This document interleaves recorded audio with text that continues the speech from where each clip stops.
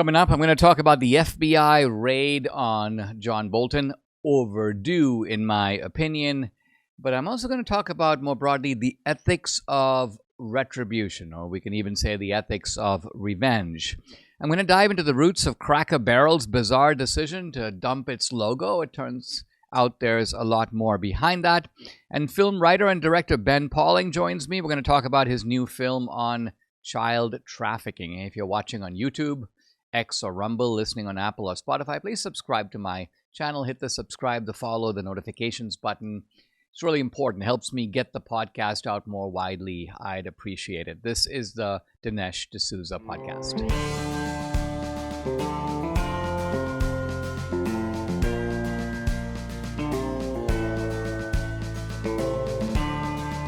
America needs this voice. The times are crazy. In a time of confusion, division, and lies, we need a brave voice of reason, understanding, and truth. This is the Dinesh D'Souza podcast. John Bolton, yes, that John Bolton, has been raided by the FBI. This happened over the weekend.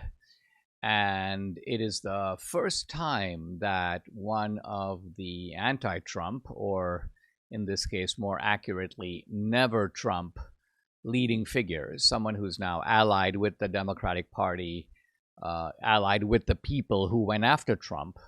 And so finally, we're getting here a bit of, I'm not going to hesitate to use words like payback. Or retribution. I'm not even really afraid of the word revenge. These words are loaded and they carry a connotation, but I'm going to use these words for the very reason that you are afraid of them. And when you think about it, you see that these words and these terms are fully and justly applicable.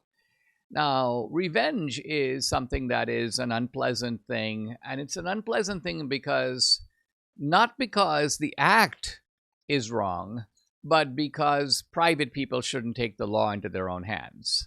So let's say, for example, that somebody comes and, harms a member of your family. You go out there and take a baseball bat and go and harm them. Well, that's revenge. But it's also vigilantism, and you shouldn't do that because we have laws. And I get that. But we're not talking about that. Why? Because we are now talking about actions taken by the state itself. So it makes no sense to take our private opprobrium or concerns about vigilantism and, quote, private justice and somehow apply it to something that is not private. This is a public agency doing the raid. And it was the full-scale raid with lots of FBI agents, apparently a search that lasted hours and hours. Bolton was cleared out. He finally was able to return to his house. If you looked at a picture of his wife, she looked like she had seen a ghost. And a little part of me, at least in an earlier era, would have been a little bit sympathetic to these people, but I'm not. I think this is all well-deserved. In fact, I would go further and say we need to see a lot more of this. This is only the beginning. To quote Churchill, it's not the end, it's not the beginning of the end, it's maybe the end of the beginning. But the idea that this should somehow all cease because on principle we shouldn't do this kind of thing, this is the kind of nonsensical talk that I don't want to give a lot of importance to. Although I'm about to discuss some critics who say that the Republican Party is somehow, two wrongs don't make a right. That's Chuck Todd. I'll come back and talk about that. Now, it's important to stress that Bolton hasn't been charged with anything. He's not facing yet any indictment or any charges. The investigation precedes that, and it's an investigation over classified documents. So isn't this interesting? Trump had a raid, Mar-a-Lago, over classified documents, and now Bolton has a raid over classified documents. It's very interesting that people who claim that classified documents are very serious matter when the Trump raid occurred are now suddenly basically acting like classified documents don't really matter. And this is just purely targeting a Bolton. And this is just Trump going after the people he doesn't like, and Bolton's been a prominent critic, and that's why he was raided. Well, how do you know any of that? Do you know for a fact if Bolton is in possession of illicit classified documents he's not supposed to have? No. So the people saying this don't really care about classified documents. They never did. They never did before, and they don't now. This is purely a case where they are trying to criticize Trump for doing that which they have been doing for a long time. It's okay, in other words, for them to do it.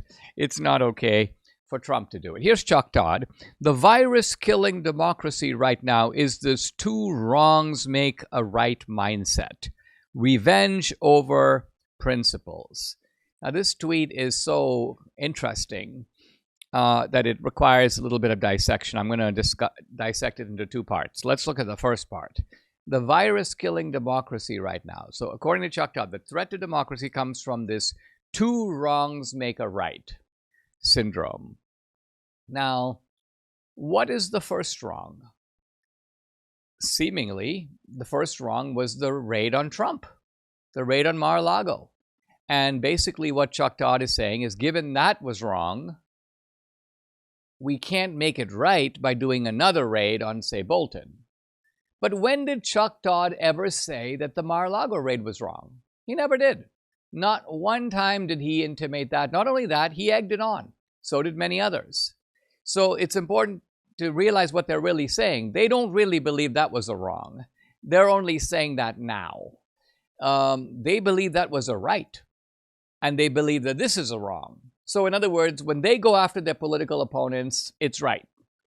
When they are gone after, it's wrong because it's them. This double standard is built into everything that they say. And so when they say revenge over principles, what is the principle here? Is the principle really that we should not do what the other side is doing? We should let them do it, let them get away with their wrong, and then don't do to them the same thing in order to deter them from doing more of those wrongs. In fact, you abstain from doing it so that they will feel inspired to keep doing it to you, because they know that they will never be held accountable, because you are too principled, being Republican, to ever act the same way.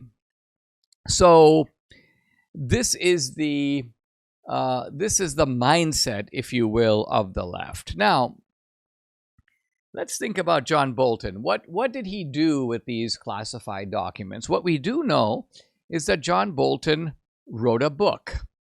And he wrote a book that the government actually tried to stop him from publishing, but a judge told him that it was okay for him to publish it. The judge gave him permission.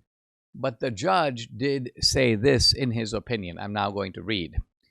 Upon reviewing the classified materials, as well as the declarations filed on the public docket, the court is persuaded that defendant Bolton likely jeopardized national security by disclosing classified information in violation of his non-disclosure agreement obligations. This is the court saying that Bolton, A, possessed classified information, and B, misused it by revealing it in his book. Now, you might say, well, why did the court let him publish the book in that case? Apparently, the court decided that Bolton's First Amendment rights, now that he's no longer in the government, outweigh the dangers that he's posing to national security. So the court came out in Bolton's favor, but it did admit that he had abused classified information. The other thing that's interesting is that Bolton himself was a strong champion of the FBI raid on Mar-a-Lago. Here's what he said. There's no evidence there's a partisan motive here. He went on to say, in effect, trust the professionals in the Justice Department. And now I'm quoting again, I think everybody ought to calm down and let the process work its way through. So the remarkable thing here is that Bolton is actually showing us the correct way to respond, not only to the Trump raid, which is what he was referring to, but to the raid on him. Because after all, if there are all these professionals in the Justice Department, if you can really trust the process, grand jury, the raid, the grand jury, the indictment, the prosecution, hey, the jury can be trusted. If our system is working beautifully, then Bolton has nothing to worry about. We should do what he says. We should not talk about any partisan motive because there clearly can't be one. The professionals of the DOJ would never allow it. And we should, quote, let the process work its way through. Now, let's talk a little bit about this issue of retribution. This is the other thing that Chuck Todd mentioned. Revenge, he says, not principle. But I want to argue that revenge is a principle. Retribution is kind of a more polite term than revenge, but it has the same meaning. And what is its meaning? What is the meaning of the term retribution? The meaning is tit for tat. Now, I don't know if you're familiar with game theory, but game theory is this whole academic field in which you discuss a complicated situation in which you have essentially a prisoner's dilemma, if you will. There are two people who are accused of conspiring together to have committed a crime. And the way the game theory works, and I won't go into the details of it, it's basically something like this, that if you both stay silent and don't confess, they'll never get you because they require one of you to confess. But on the other hand, each person is facing a lighter penalty if he rats out the other. So even though the point of the game theory is that even though it's in your interest to keep your mouth shut, the problem with that is that the other guy might rat you out, and then you get a long sentence and he gets a short sentence or none at all. Now, people have tried, academics have tried for a long time to figure out, is there a solution to this prisoner's dilemma? How do you create a kind of equilibrium that causes this process to kind of come to a halt, come to a balance or an equilibrium? And the political scientist Robert Axelrod many years ago found out that there is really one way to do it. And that way, and this is circling back to my topic here of revenge and retribution, is called tit for tat. So tit for tat means that when you're playing these games of the prisoner's dilemma, so to speak, you don't become a cheat and rat the other guy out all the time. Because think about it, if I rat you out and you rat me out, we're both going to get a severe sentence because we'll each testify against the other. How do we produce, if you will, a situation in which there is a stable balance, in which, in a sense, we can cooperate to our mutual benefit? And the answer is tit for tat, which means you play the game in such a way that if somebody else strikes at you, you don't over-respond, you just strike back tit for tat. If you strike at them, they strike back at you, tit for tat. But if you don't strike at them, they won't strike at you either. So tit for tat, which is basically nothing more than we're going to do to you what you did to us, is in fact the solution to the problem. It is the way to get out of the conundrum of the prisoner's dilemma. Another way to put it is that retribution is simple justice. In fact, I go even further. Our entire legal system is based on retribution. You do something wrong, what does the state do? Well, in a sense, it takes its revenge on you. It gives you some of the taste of the suffering that you imposed on somebody else.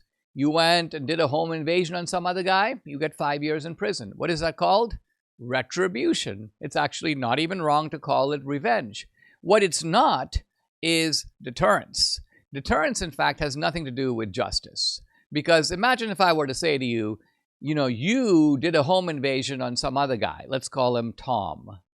And so to solve this problem, I'm going to not ask whether Tom suffered and how I should make you suffer to match Tom's suffering. I'm not even going to go there. I'm just going to ask what is going to deter some other guy, let's call him Pablo, from raiding another person's home, let's call her Jane. What does that have to do with this situation? How does that set this situation right? So in other words, the point I'm getting at is deterrence is worthless from the point of view of consoling or making whole the victim. It's also totally worthless from the point of view of making the perpetrator pay for his bad actions. The only way to think about justice in that context is, you guessed it, retribution, also known as revenge. And so if the Trump people now are exacting some retribution, which is to say some revenge.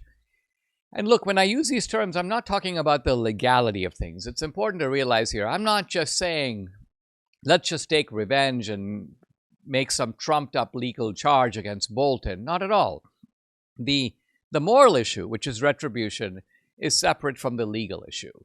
The moral issue is, yes, it is right to show some of these never Trump people who perpetrated and cheered and supported the lawfare against Trump, give them a taste of their own medicine. Legally, you still have to find a statute, a law, something that they did wrong according to the law. So I'm not suggesting that we circumvent the law or ignore the law. Ultimately, the Democrats were trying to get Trump using the law. And I'm saying we should try to get them also using the law.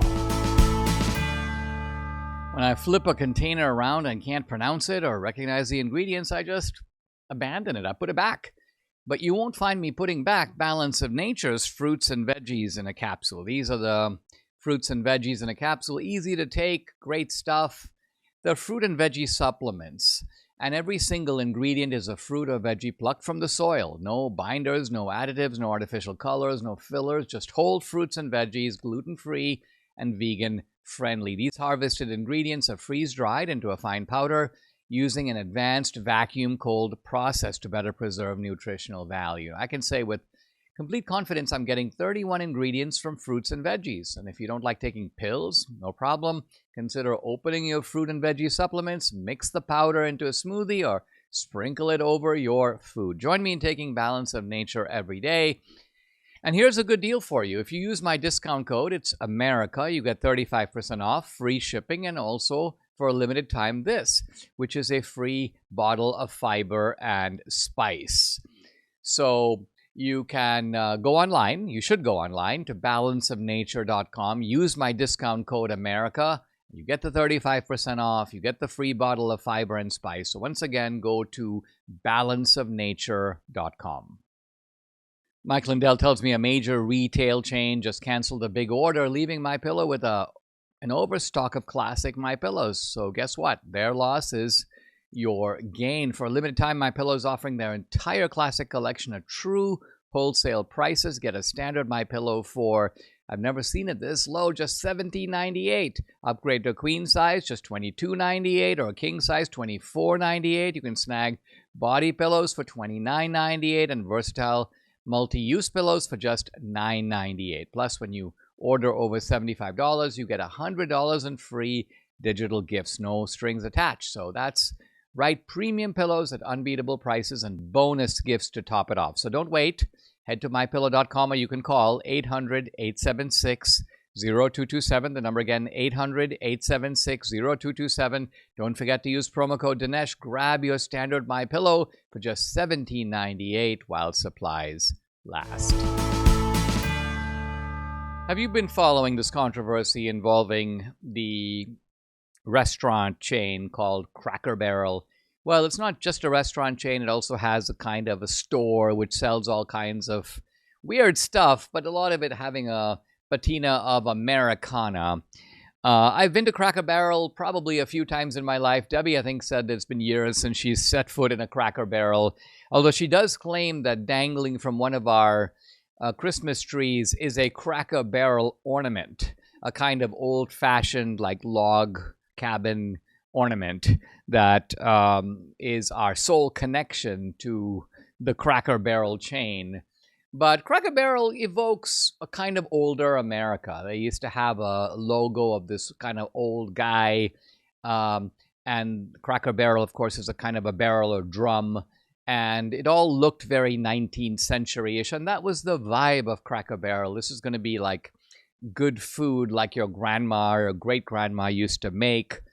And now this kind of woke, bespectacled 40-something is the CEO of Cracker Barrel, and her marketing director basically looks like her. You're basically talking about this matriarchy of woke urban women who run these companies or run some of these companies now. And they've probably not grown up on Cracker Barrel. I don't even know if they've ever eaten in a Cracker Barrel. And they decide to change the whole place.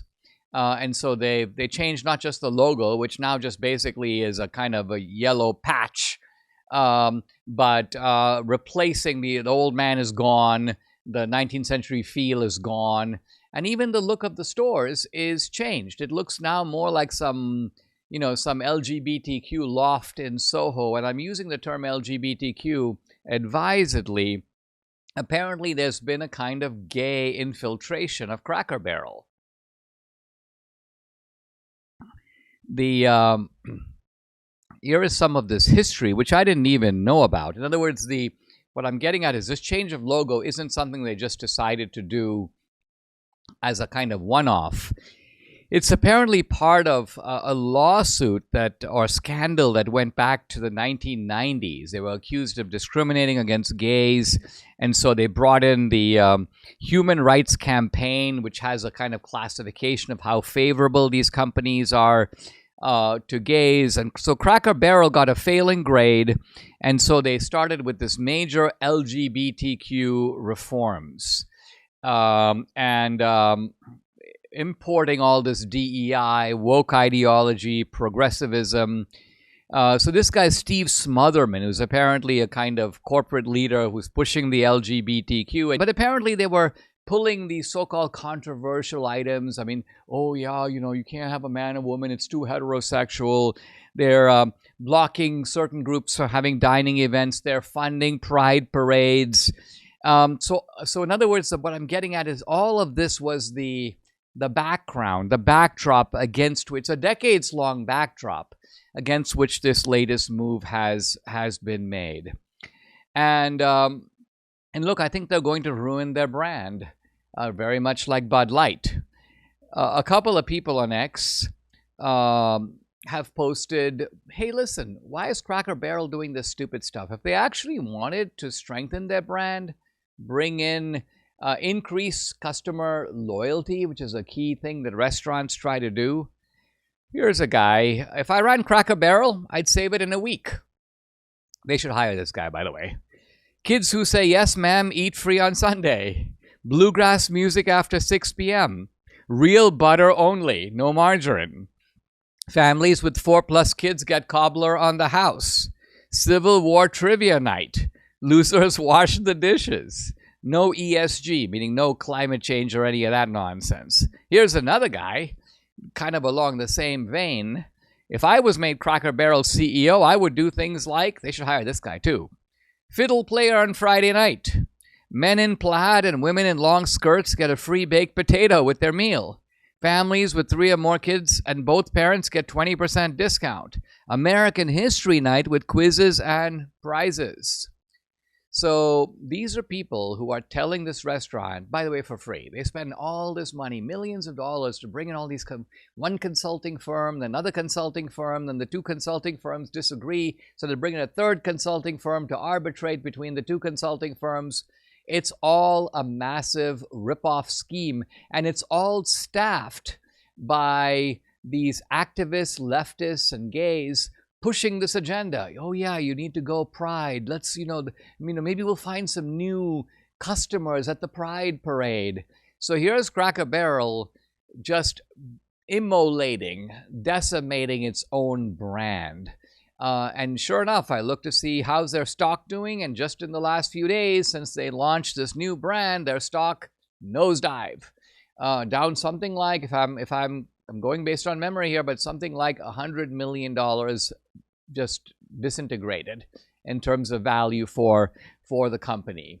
So they need to rethink these woke CEOs. They need to rethink these ignorant matriarchies. These companies need to think about what it is that, the old saying, like, what it is that brung you to the dance. What is it that made your company into what it is? That's why people eat there. That's why people come there. And you want to take advantage of that and build on that rather than essentially erasing it, rather than burning it down. Guys, if you'd like to support my work the best way, check out my Locals channel. Consider becoming an annual subscriber. I post a lot of exclusive content there, including content you won't find anywhere else. In some cases, content that's censored on other platforms. On Locals, you get Dinesh Unchained, Dinesh Uncensored, and you can interact with me directly. I do a live weekly Q&A every Tuesday, 8 p.m. Eastern. No topic is off limits, and those are really fun to join. I've also got a movie page on Locals. 2000 Mules is up there. Police State, Vindicating Trump. We've added Trump Card in our only feature film, the political thriller called Infidel, starring Jim Caviezel. By the way, big new movie coming out this October. If you're an annual subscriber, you can stream and watch this movie content for free. It's included with your subscription. So check out the channel. It's dinesh.locals.com. I'd love to have you along for this great ride. Again, it's dinesh.locals.com. Hey guys, the topic of child trafficking is a really serious and profound one, but not one that I think most people, well, including me, understand all that well. And I have as a guest today, a new guest, Ben Pauling. He's a writer and director of a film called Dream. The website is dreamfilm.us.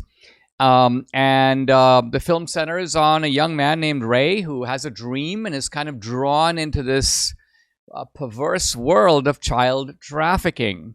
Apparently, the film was inspired by a real dream that led to it, and it's caused Ben and also his co-director, who's Samuel Pauling, to really dive into this issue and become active, not just on the creative side, but also in the issue itself, in helping to solve this problem. Ben, welcome. Thank you for joining me. And let's begin with, let's hear a little bit about who you are and tell us about how you had this dream. What was your dream about? And what made you think of it as, hey, this is an idea for a film? Yeah, thank you so much for having me, Dinesh. To start with, I'm a filmmaker. Been working in film since I was, a child, first into acting, and then I started getting into wanting to tell stories with my family when I was just at the end of high school. My older brother started getting behind the camera. My dad was working with a reality TV production company, and we embarked on the mission to go forth and tell our own stories and start our own company. And so we'd been working on that for several years, developing stories, working with different producers on writing and crafting our skills. And it was actually during COVID, right at the onset of the world going silent, that I really started to hear about this issue a lot more. It was in 2020, and I remember seeing a documentary talking about this issue, and I started to notice just on the small print of news stories these rescues that were taking place, and I started to wonder why that wasn't getting coverage more, why that wasn't headlining news that this was taking place. And I remember August 2020. It was August 6th. I went to sleep and I had this dream, and I was standing at the gate of this industrial warehouse looking into what seemed to be just a industrial business, security gated fence. I looked into the blackout windows, and I just felt behind these walls were children that were just crying out. And I looked to the right of me, and there's a man standing at the gate, and he was asking me what I was doing there. And he started looking at me and asking me, questions. And he started coming towards me like he was going to kill me. And I remember waking up from this dream and just having this vivid impression on my heart that this was a real location and that this was going on. And I immediately, ended up texting my brother and other people, thinking that this was maybe a dream from God to do something about it. And so I went driving around looking for this place for my dream. Hours just, because in the dream it was a long train track. So I was driving along the outskirts of town, train tracks, and looking for maybe, a location that resembled this place. And as I was out there looking for this story came to me. And I was looking for a story at the time. I was, asking, praying, what is the story that I'm supposed to work on, and what is, because I really feel compelled to only do things that are really important and have a purpose behind them. And I can really feel like I'm called to do something. And I remember just in that moment that was just an answer to prayer. I felt compelled that this was the story I was supposed to tell. And I immediately went writing this story. And I was going to make a short film. I was just going to get this imprint of my dream and the exact vision that I had for what this was supposed to lead to out on the paper. And it soon became a bigger story. And we transitioned it into a feature-long script. And within a week of doing that, I sent it out to an A-list actor, and that person responded within a day. And then we were now in conversations and planning to shoot this film through Hollywood traditional financing, and we got financiers on it. And subtly, I started to notice that people were kind of wanting to change the story. Let's change it from child trafficking to drug trafficking, or let's kind of like not really talk about that part of the story. That's not really good for marketing. And this was all pre-Sound of Freedom, so that had been sitting on the shelf. And so 1 month before filming, that person pulled out, and we were kind of wondering what we were going to do then. Then soon after, the financing pulled out, and I was just praying. And we had this trailer that we had shot that was crafted to help get this person on board. And soon I started pitching that around Hollywood in hopes to get other people to finance it. And so a year goes by, and I'm compelled to go on a fast beginning of January 2023. And it was right as I embarked on that fast that I started to watch more videos, and I started to do more research, and I started to uncover what ended up being something I put in my film, which was another rescue story of a man who's rescued over 11,000 kids. His name's Troy Brewer out of Texas. With his organization, they've gotten 18, I think it's 20 now, something rescue centers around the world. And it's all started with food banks and ministry, and then they would just rescue these kids along the way, and they would buy these kids, and then they would start these redemption ranches and homes where they've kind of set up this whole thing to where a lot of these world governments have started to partner with them, because they're really good at building the infrastructures of what it takes place after the kids are rescued, and building the homes and building the ecosystems to where they're going to be having a forever home afterwards, and just putting the right people in place to where these kids are going to have an actual life, to where they're healed and they're restored, and a lot of them have grown up to be doctors and just really successful people throughout the 28 years they've been doing this. And so I see a story from this guy about this little girl and a dream he had. And there was one of these little kids that was rescued in Colombia, 9-year-old girl, mute, wouldn't talk to anyone, was so traumatized from everything she'd been through. And he had a dream about her. When he saw her picture, he had a dream. And in his dream, he was walking into the rescue center. She ran up to him. He said, "It's okay, I'm your Papa Troy. It's okay for you to start talking now." She gives him a hug. She starts talking. She's just totally healed from all this trauma in his dream. And he wakes up from his dream, and he leaves his anniversary in Florida and flies down to Colombia to see if it's going to take place. And it happens just like his dream. This girl ended up being totally healed, totally set free. And he's sharing these pictures of her and before and then after. And I was compelled by this story, and I just knew there was something to it. I added this character into my story, this little girl. And so 7 months go by, and I end up posting that trailer that I had been holding on to for so long. I just felt compelled that the people that were going to tell this story or help us tell it were everyday people. And so I really wasn't, having any presence online or anything. I just posted it on an account, and, within an hour, 100,000 people, within a day, 1 million people saw it, then 2 million, then within a week, 4.6 million views on the trailer. And that opened up all these doors to news outlets and podcasts and different people within the child rescue field. And my brother called up that guy that had that story of that girl that I wrote in my story. And right as he calls him up to tell him that we want to help our film with the work he's doing, he lets us know that that's awesome. He loves films, and that he's kind of caught up right now. There's this little girl they rescued 7 months earlier that was just re-trafficked, and it happened to be that same little girl. The cartel came in, and they shot the caretaker, and they took the little girl, ripped her from the home, and that had never happened in 28 years of them doing this kind of work. And so I knew that wasn't a coincidence that this little girl that I had been inspired by or wrote my story, now we're hearing on the phone right as she's been re-trafficked. And because the trailer going viral right in that very week, we had connections with these other people that were ex-military, special ops, these kinds of people.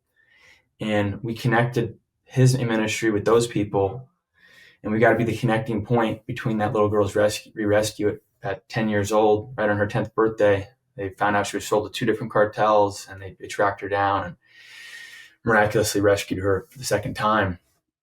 And it was through sharing that story that on different platforms, and he became an investor and partner on this, that we started fundraising to make this film.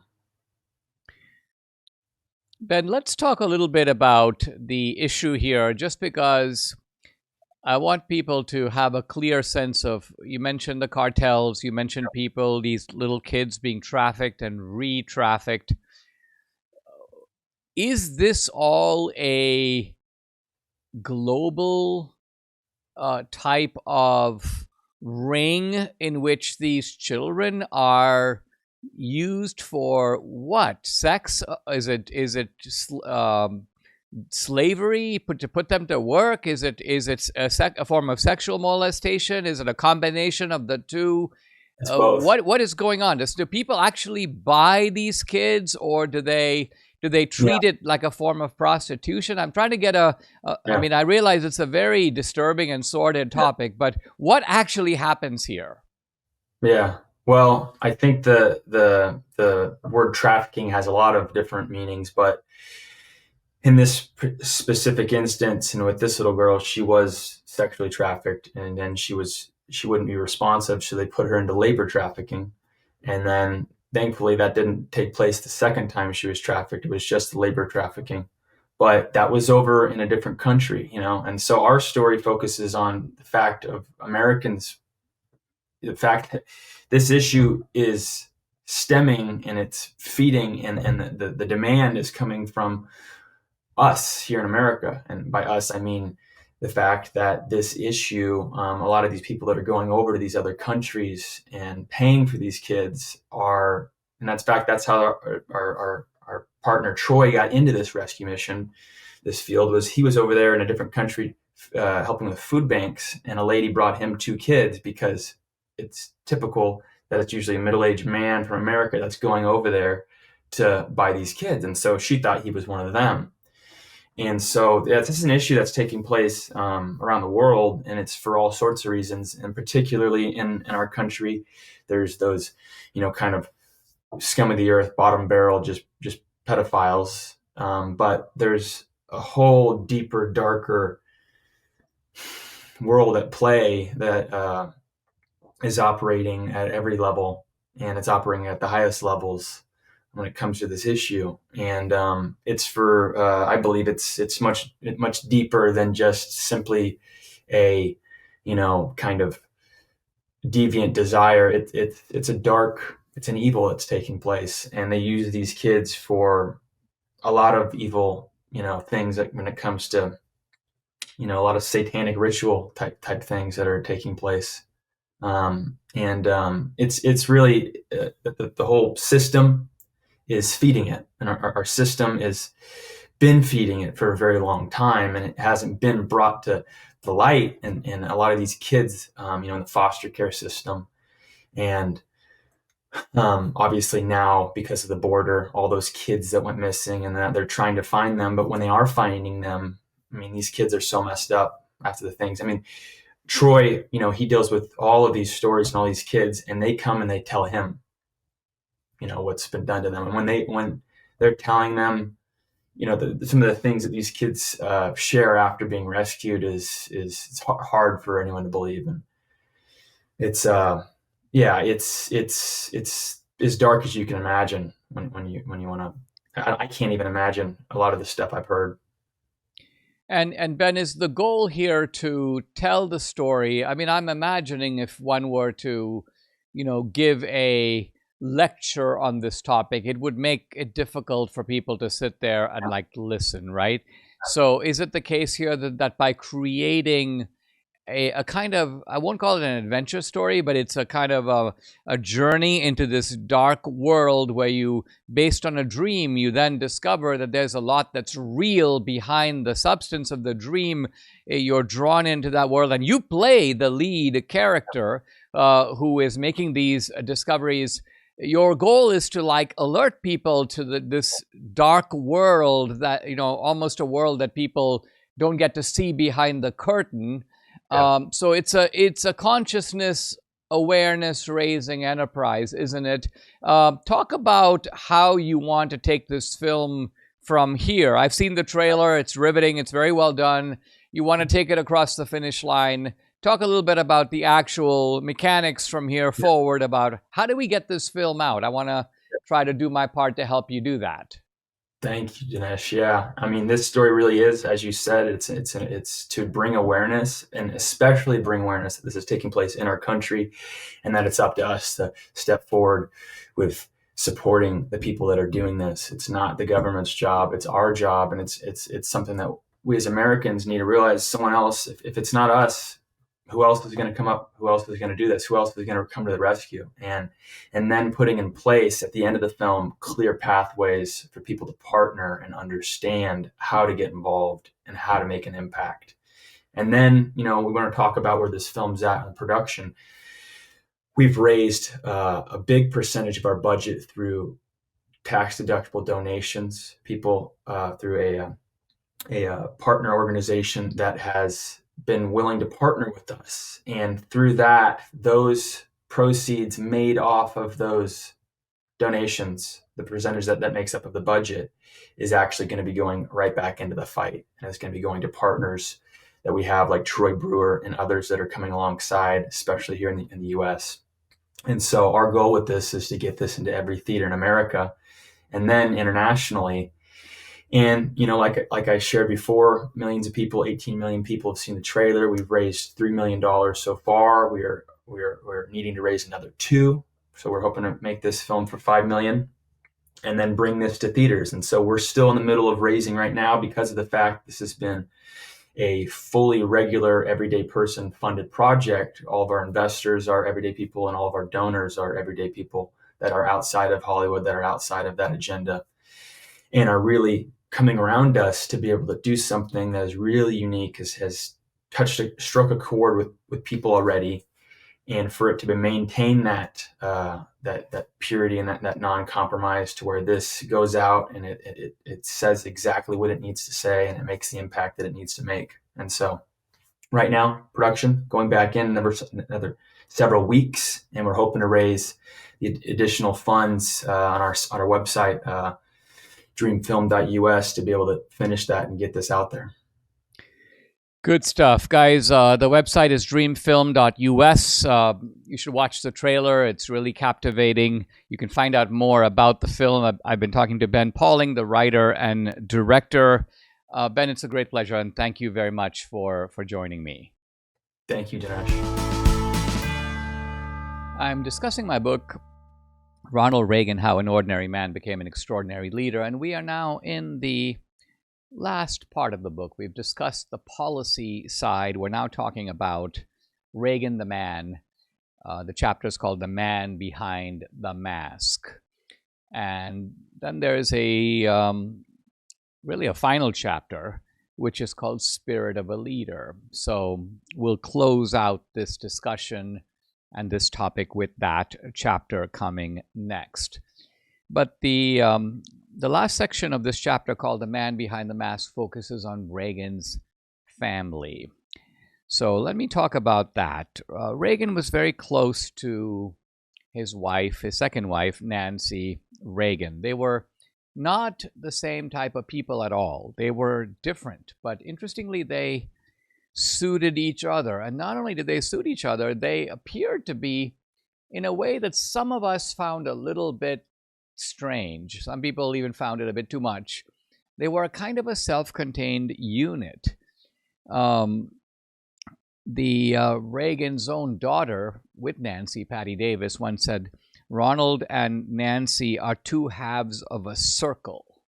And that's a good way to think of them. But the bad side of it, the reason I mentioned the strangeness of it, is everybody else was outside the circle, including, by the way, Patty Davis. Now, the press was highly critical of Nancy. Oh, she's, Marie Antoinette. She wants new China in the White House. She wears all these fancy clothes. Came out a little bit later that she consulted an astrologer. So all of this made her seem not only like she was withdrawn from the ordinary person, but a little bit of a kook to boot. But I think these criticisms of Nancy were unfair. Remember, she came out of Hollywood. She once dated Clark Gable. So she was elegant, she was stylish, and by the way, she was not more ostentatious about the White House than, say, someone like Jackie Kennedy, whom the press adored and almost worshipped. Nancy Reagan was not superstitious throughout her life. It was really after the assassination attempt by Hinckley that Nancy began with the astrological hocus pocus. And it's very important to realize that even though the press insinuated to the contrary, remember Kitty Kelly, the gossip driving author, implying that somehow Reagan's policies were driven by this astrology nonsense. It had no effect, never came up in any policy discussion, certainly none that I am aware of. Nancy Reagan, I think, was also wrongly suspected to be someone who was driving Reagan's policies in any sense. And the truth of it is that she didn't care about that. She was a socialite. Her world was the world of Betsy Bloomingdale. It was the world of the runway. It was the world of gossip and Hollywood and the arts. Bob Hope once quipped, Ronnie's hero is Calvin Coolidge and Nancy's is Calvin Klein. I like that line. I've used it myself. And it captures, I think, the essence of Nancy Reagan.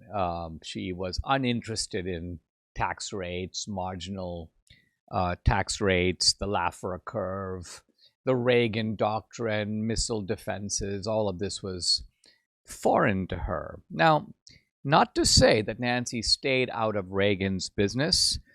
She was a politician's wife. She understood it well, and she played the part very well. Here's a scene in 1984.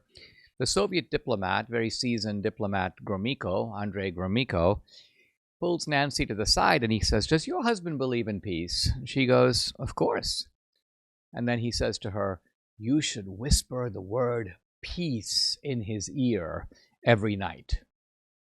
And Nancy said, yes, I will. And she goes, and I'll also whisper it in your ear. And then she leans over to him with a smile and she says, in his ear, peace. So this is Nancy showing that she can't be rolled. She can't be bullied, even by a career diplomat like Gromyko. When Nancy got involved in issues, it was really mainly to protect Reagan. Reagan was really her cause. And when Nancy thought that Reagan was becoming unpopular for some reason or another, she would urge him to moderate his position on things, not because she cared about the positions, but she cared about his reputation. So she thought he was being a little too sort of severe on abortion. She said, you need to moderate, but Reagan said no. She also didn't like the term evil empire. She thought, stop using that term. Reagan said no. She thought strategic missile defense, she had been reading all this stuff. It's a pie in the sky. It's never going to work. She told Reagan, maybe you should move away from that. Reagan did not do that. So it's not that Reagan, because of his affection for Nancy, was somehow always surrendering to her will. On the contrary, he believed correctly that he knew better about these kinds of issues. Now, it's true that when you had personnel that were making Reagan look bad, Nancy would press to get rid of them.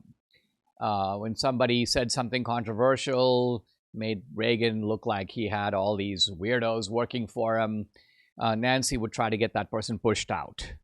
In fact, one time she went to Vice President Bush. I think I got this from my friend Peter Robinson, who was a Bush speechwriter. And Nancy goes, you should tell Reagan to fire this guy. And Bush is like, it's not my role. And Nancy goes, it is exactly your role. So this is the kind of backroom tiffs that would occur in the White House, Nancy pressuring George H.W. Bush. But one guy that Nancy did not like at all was the chief of staff, Don Reagan. Now, Reagan and Reagan got along pretty well. They were two Irishmen. They had the same sense of humor. They were kind of from the same generation. But you know what? Nancy won in the end. Don Reagan was out. And Ed Rollins, who was political pundit and I think at one time ran the Republican National Committee, he said something I always remembered. He's like, your chances for survival, meaning in the White House or in the administration, are always better if Nancy Reagan has no idea who you are. I think the good news is that Nancy Reagan had no idea who I was, at least not until much later when I wrote a book on Reagan. In fact, I think I've mentioned on the podcast, I gave a speech at the Reagan Library, and sitting in the first or second row was none other than Nancy Reagan. So she completely knew who I was later. But this was, by the way, the mid-1990s. The children were a bit of a problem. Not all of them, but 2 out of 4, maybe arguably 3 out of 4. Patty Davis didn't like Reagan's policies at all. In fact, she didn't even want to use the name Reagan for that reason. She's like, I want to identify with my mother's name, Nancy Davis. There's a funny story about Michael Reagan, the adopted son, who I've had as a guest on the podcast. And when Reagan was governor of California, Michael Reagan was working at a car wash. And his friends were really puzzled. They're like, isn't your dad the governor? And Michael Reagan goes, yeah. And then they'd be like, well, doesn't he help you out financially? And Michael Reagan was like, actually, no. And many later, when Michael Reagan was a successful talk show host, and people would, call in and they would protest the kind of do-it-yourself philosophy implied by Reaganomics. And Michael Reagan goes, hey, listen, don't complain to me.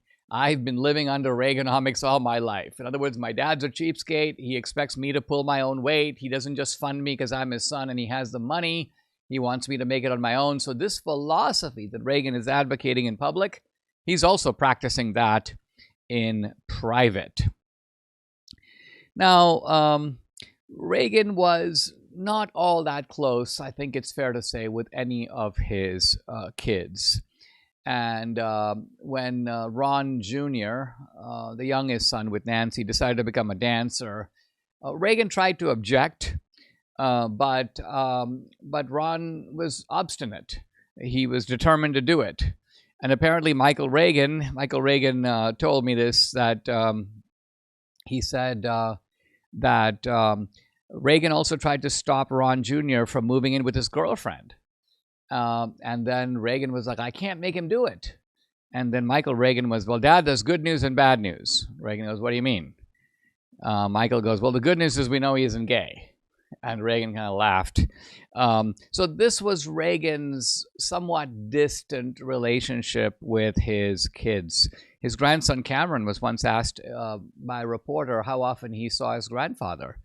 And the grandson goes, all the time. I see him on TV. So I think it's fair to say that the great communicator Reagan did have some kind of a breakdown of communication with his own children and grandchildren. And so we have to understand Reagan's pro-family rhetoric more as an aspiration than as a complete reality. In fact, oddly enough, Reagan showed his normalcy in this respect. He was just another guy who believed in family values and the stability of family, even though his own family was not entirely stable, and he did have strained relationships, if you're going to be honest about it, with the children. And I close this section by saying, in this respect, as in others, an extraordinary man like Reagan never seemed more ordinary to his fellow citizens. Subscribe to the Dinesh D'Souza podcast on Apple, Google, and Spotify, or watch on Rumble, YouTube, and SalemNow.com.